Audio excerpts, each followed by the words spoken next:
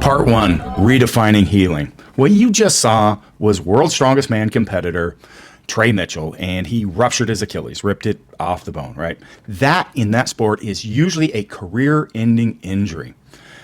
And when we talk about the standard model of medical care, you're going to see what I'm talking about. Trey was back, recovered within a matter of months. And in fact, he was competing at 6 months and was setting records. He was doing PRs. He was stronger than he ever was before.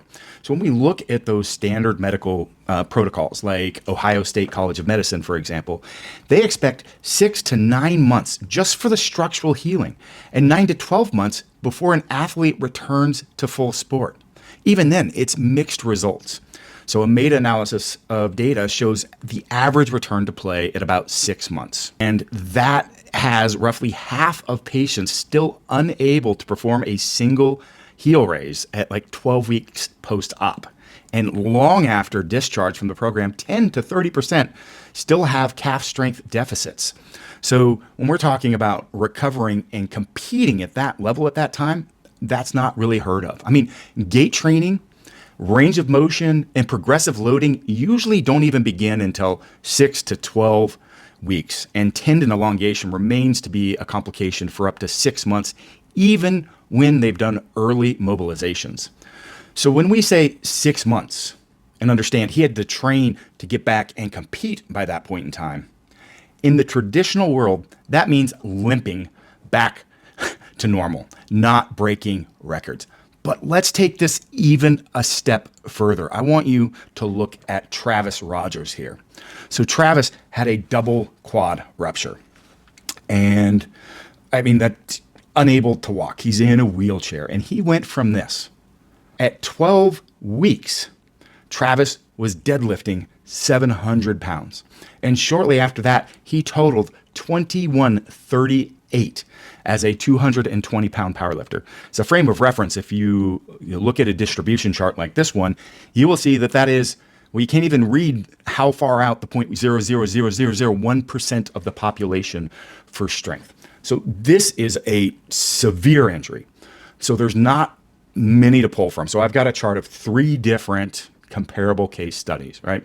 So we can look at the first one, this Gare et al. 2009, and we can take this at face value. I mean, it's a straightforward review of 39 plus surgical cases, and it shows that we'd call the standard outcome with people beginning to walk at 2 months, like being released to be able to walk 2 miles. So that gives you an idea of like the difference here. Rohr et al.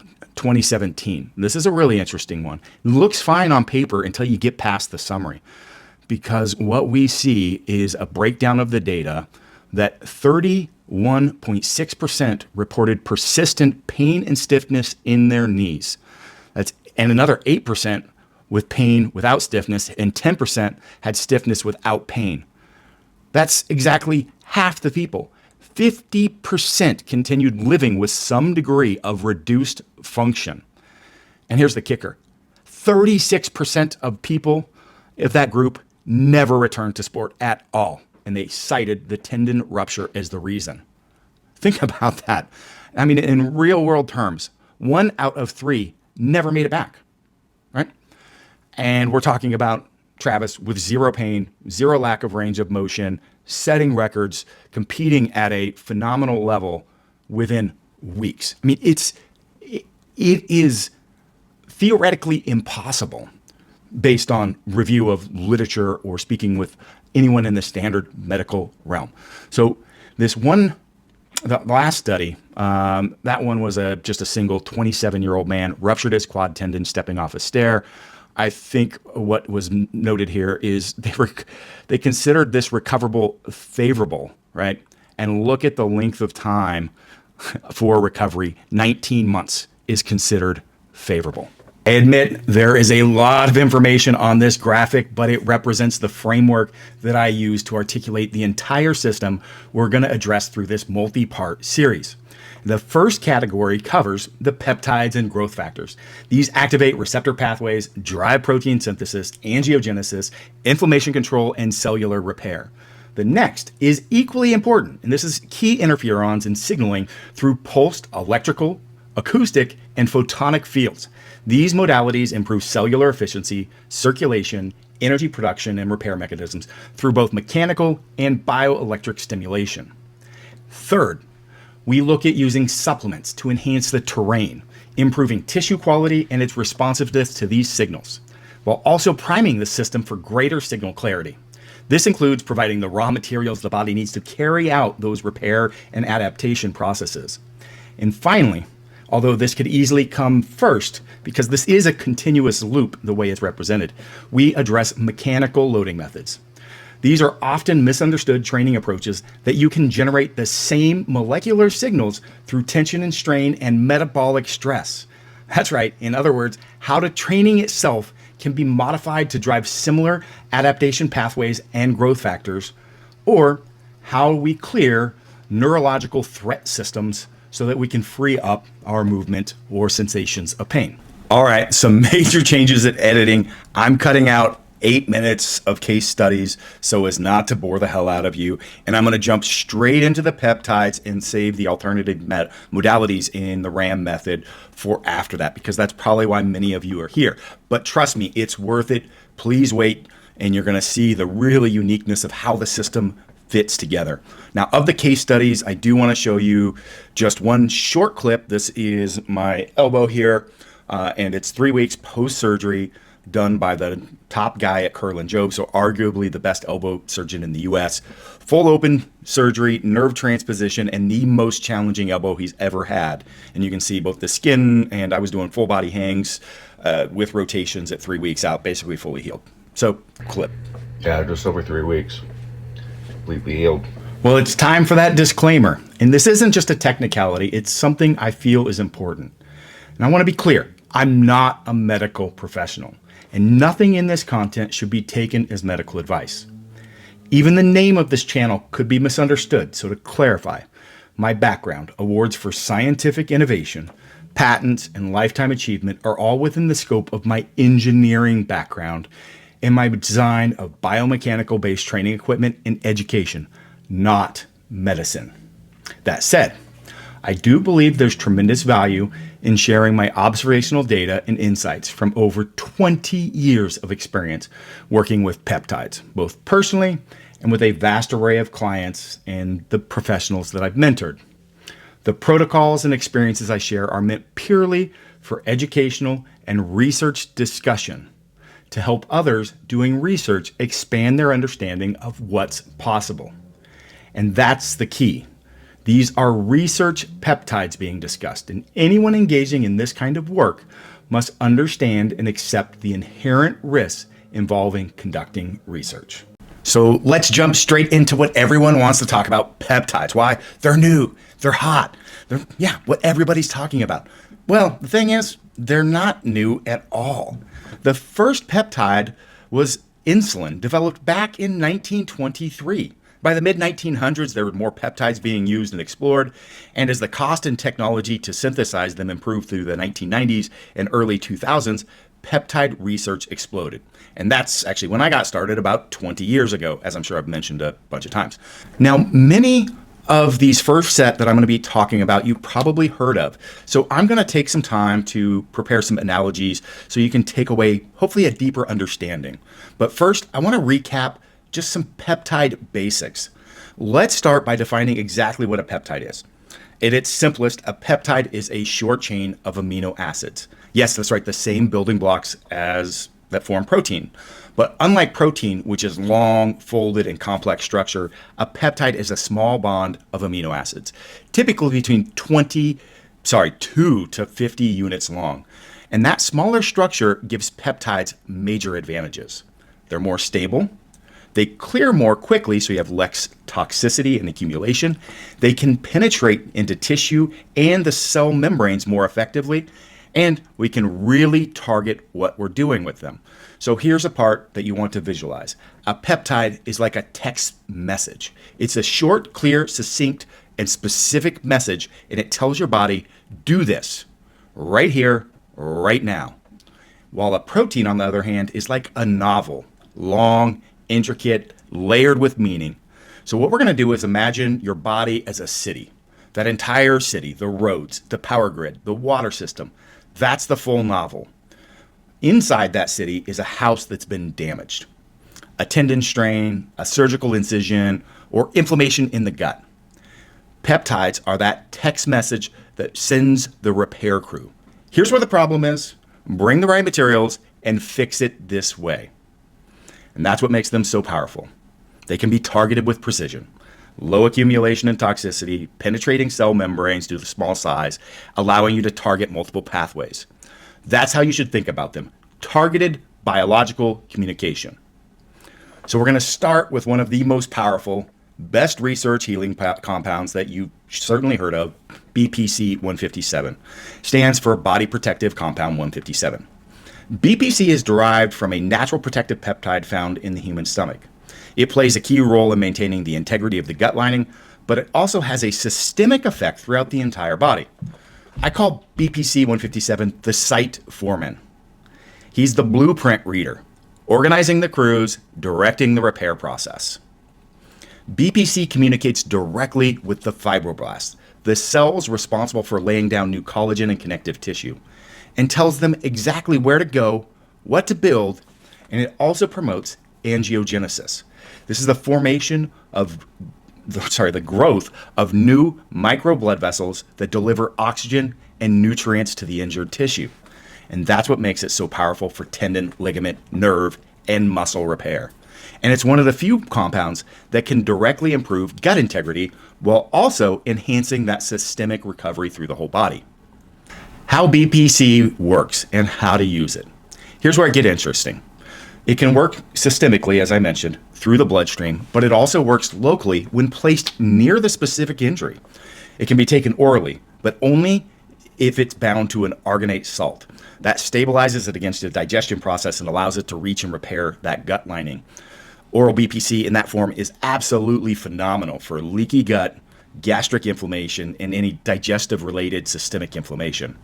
However, when we're talking about soft tissue injuries, tendons, ligament, muscle, post-surgical sites, subcutaneous and intramuscular injections tend to be more effective.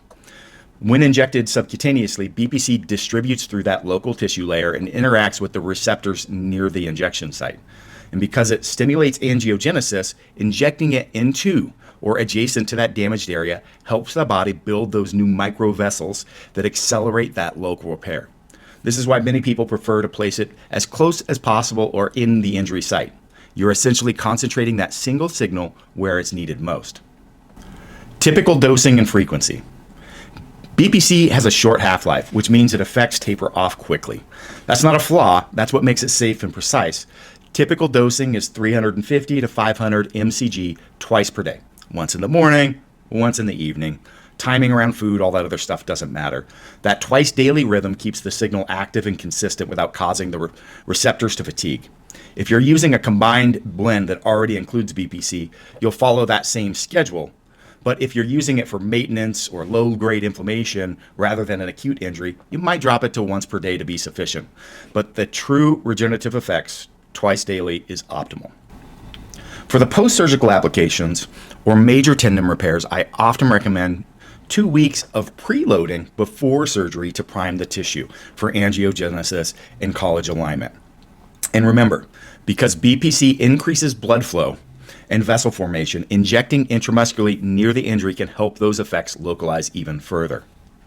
So if we go back to that construction site analogy, BPC, the foreman of the site, he's reading the blueprints, coordinating the crews, and signaling where the raw materials need to go.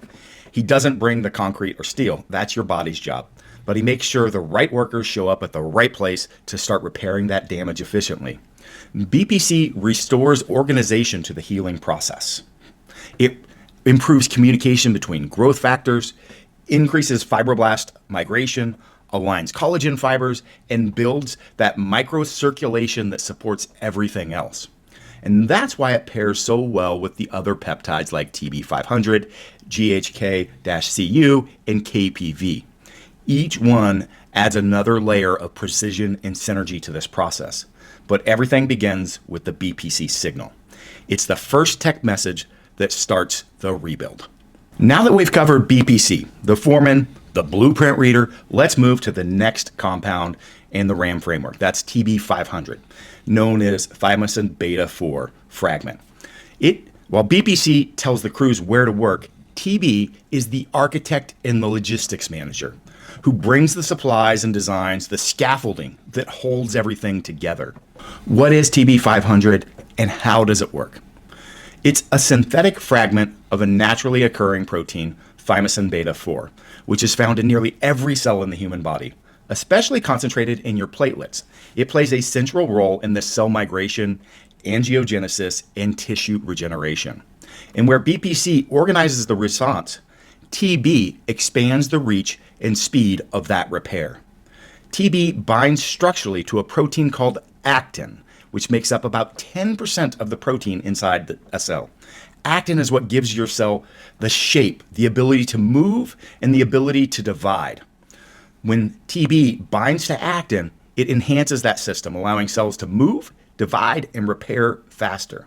And that's what makes it so effective for soft tissue repair, post-surgical recovery, and even maintaining workload during heavy training. Backing up to our construction analogy, BPC is the foreman, TB is the architect who lays out the structure of the new build, and the logistics coordinator who gets the materials where they need to go. He's the one that expands the blueprint into the 3D model. Here's how this building is going to take shape. He also improves the road that the workers get there on, those roads being the blood vessels and the extracellular matrix.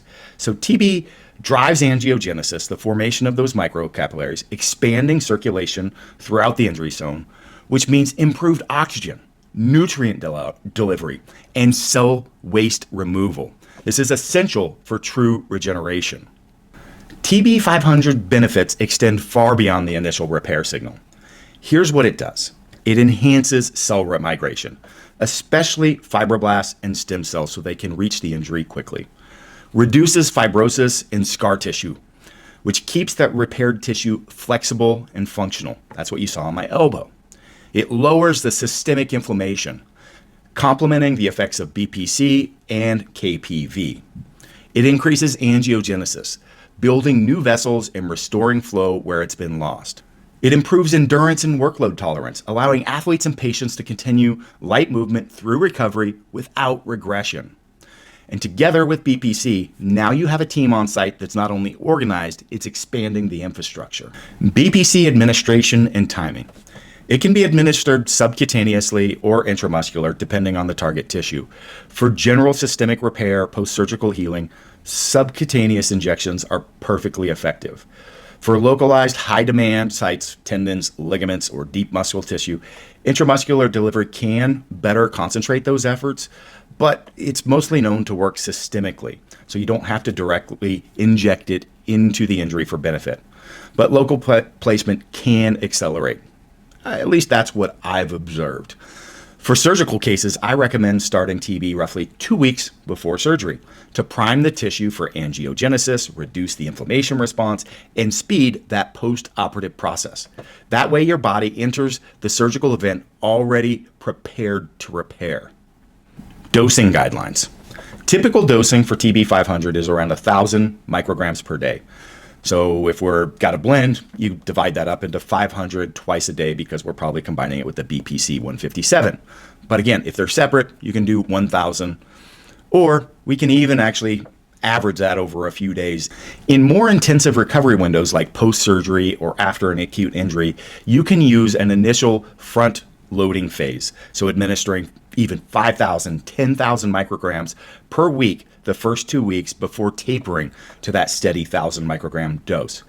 However, with the peptide blends, I've really found that with those other components, I don't have to do that much anymore. But that was often a strategy in the earlier days when we didn't have the additional compounds available. Let's talk about what you should feel.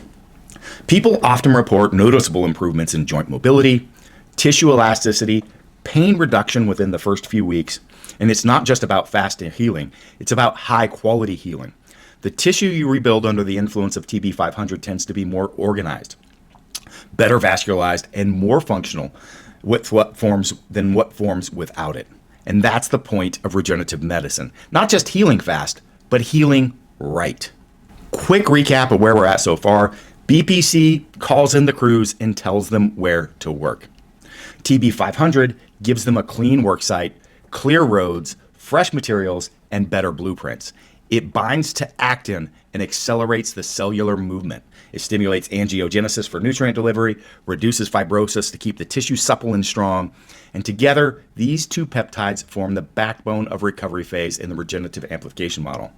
They're precise, synergistic, highly adaptable, and whether you're recovering from an injury or preparing for surgery, or just supporting a heavy training cycle without breaking down. All right, we've taken care of the basics. We've got a great house being built. It's time to take it to another level. What do? Bring in the master craftsman. This would be GHK-Cu, also known as copper peptide. What is it? How does it work?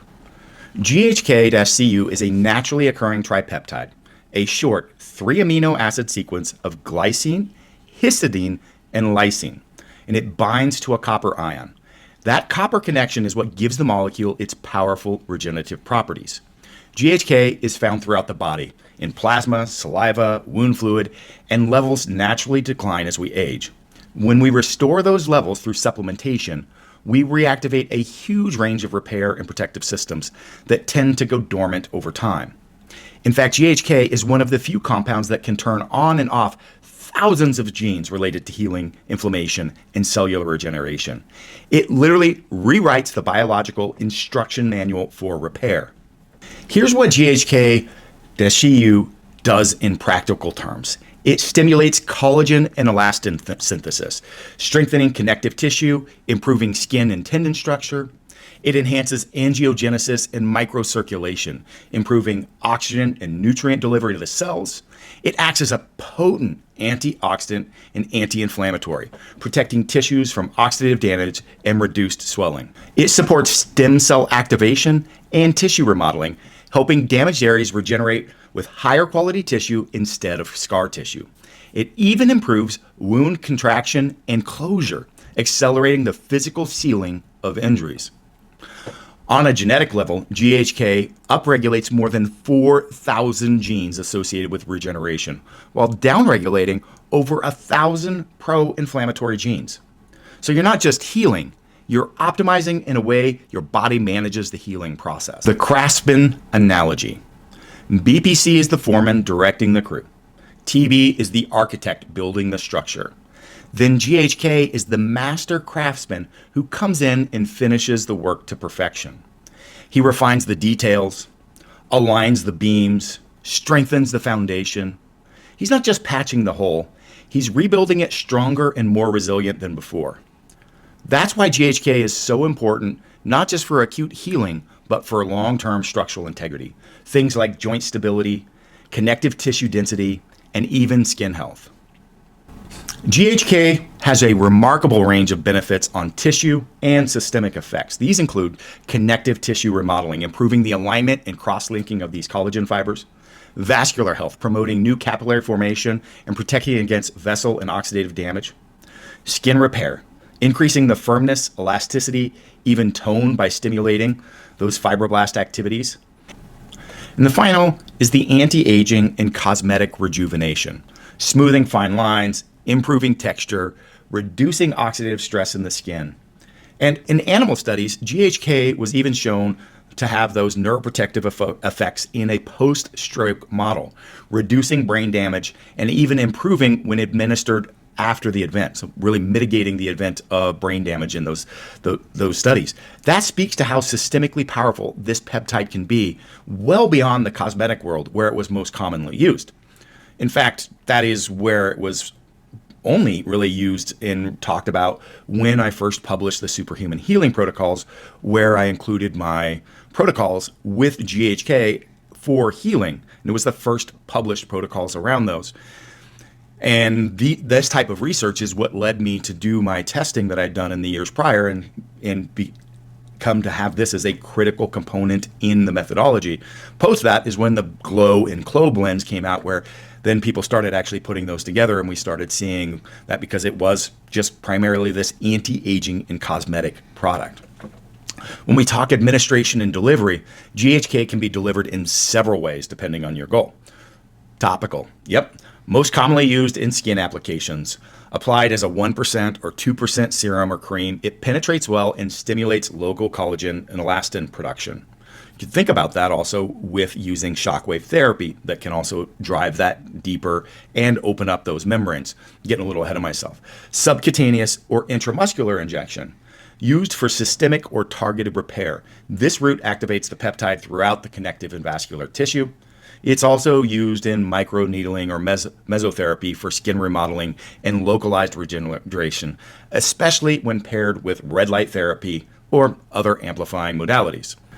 Because GHK is a naturally occurring peptide with rapid cellular uptake, its half-life is short, but its downstream genetic effects last much longer. So let's talk about dosage guidelines.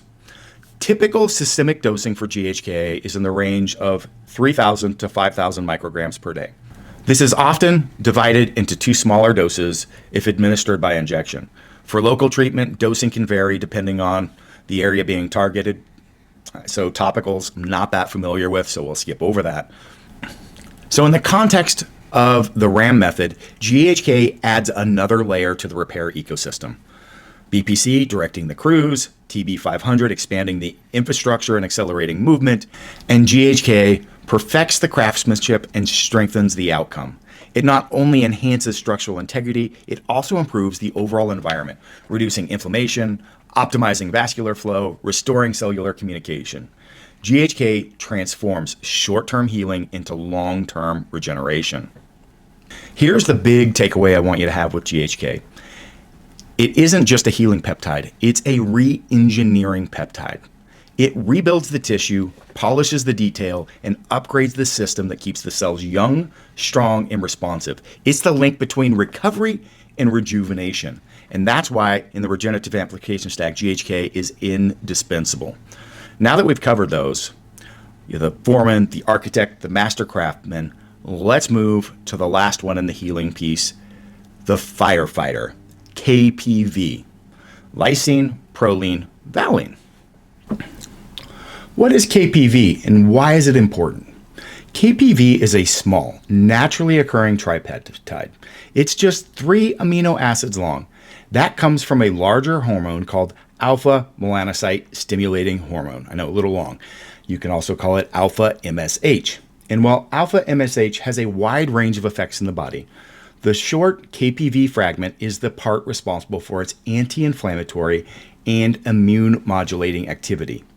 You can think of alpha MSH as a full-length instruction manual. KPV is the single precise paragraph that tells your immune system, calm down and focus on healing. So the mechanisms of action. KPV works by binding melanocortin receptors, which are found on the immune cells throughout the body. When KPV activates those receptors, it shifts the immune system from pro-inflammatory, overreactive state into a controlled, healing-oriented state. That means reducing inflammatory cytokines like IL-6 and TNF-alpha.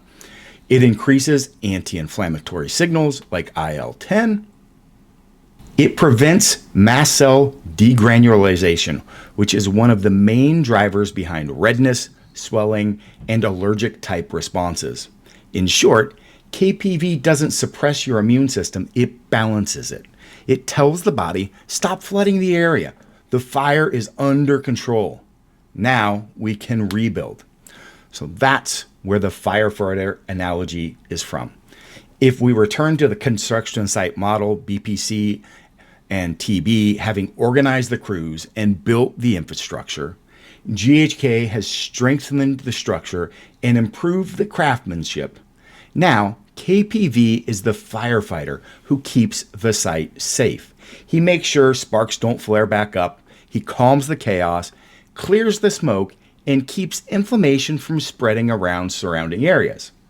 Without KPV, your immune response can overshoot, like firefighters flooding an entire neighborhood instead of just the burning building. Let's talk these primary benefits. KPV provides both local and systemic benefits. Potent anti-inflammatory activity across tissue, immune regulation, especially valuable in the autoimmune and inflammatory conditions, protection of your mucosal surfaces, including gut, lungs, and the oral cavity, supporting the skin barrier repair and reducing of redness and irritation. Synergy with BPC 157 for gut healing and systemic inflammation control is massive. For athletes, it's particularly useful during periods of high training stress, chronic inflammation, or when systemic recovery is slowed by an overactive immune signaling. So your applications in the gut and mucosal health are obvious. One of the most impressive features of KPV is how well it works on that mucosal tissue, the surface that forms your internal barriers. In the gut, KPV restores the epithelial lining, reducing inflammation in the intestinal wall, and help repair that leaky gut by tightening those cellular junctions. That's why pairing KPV with BPC 157 is such a powerful combination. BPC drives repair and angiogenesis. KPV calms inflammation and stabilizes the environment so that repair can take place without interference. It's also useful for respiratory issues, sinus inflammation, eczema, psoriasis, and any chronic inflammatory condition of the skin or those mucosal membranes. Talking administration and delivery, KPV can be taken orally, subcutaneously, topically, just depending on what the target tissue is. Oral delivery primarily benefits the gut and that systemic inflammation. Subcutaneous injection offers broader systemic anti-inflammatory effects. And then topical use can help calm localized inflammation of the skin. Because it's a small peptide, it absorbs quickly and clears cleanly. From a dosage standpoint, KPV is around 250 to 500 micrograms once or twice daily, depending on the severity of the inflammation. In combination protocol blends such as the Clo blend, dosing generally mirrors the BPC and TB 500 at 350 to 500 mcg per day.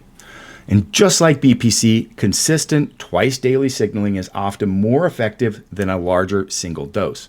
That frequency keeps the inflammatory response balanced and steady throughout the day.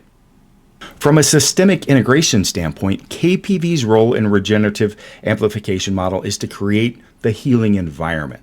BPC tells the body where to repair, TB brings in the materials and builds new pathways, and GHK refines that construction and strengthens the tissue, while KPV ensures the site stays clean, safe, and inflammatory free so that everything else can keep working efficiently. It also prevents one of the biggest obstacles in healing, chronic low-grade inflammation, which can silently stall recovery for weeks or months if not controlled. In summary, I like to think about KPV not as the builder, it's the regulator, the overseer that keeps everything in check. It's the peptide that maintains balance. It keeps your immune system from turning your recovery site into a war zone. It creates the calm, stable environment that true regeneration requires. And when you stack KPV with BPC, TB, GHK, you have that full blueprint for accelerated healing, signaling, structure, craftsmanship, and control. That's the foundation of the Clo blend and why it is such a cornerstone of the RAM model. All right, this seems to be a good spot to wrap up part 1 of this series.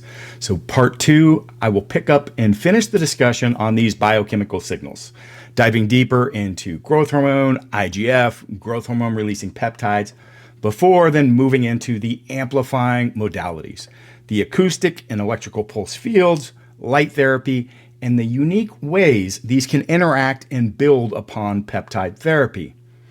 And as I get into this longer form content again, I would really appreciate your help on sharing this video, sharing your feedback in the comments to let me know what topics, insights, how can I do this better to be able to deliver valuable information to you.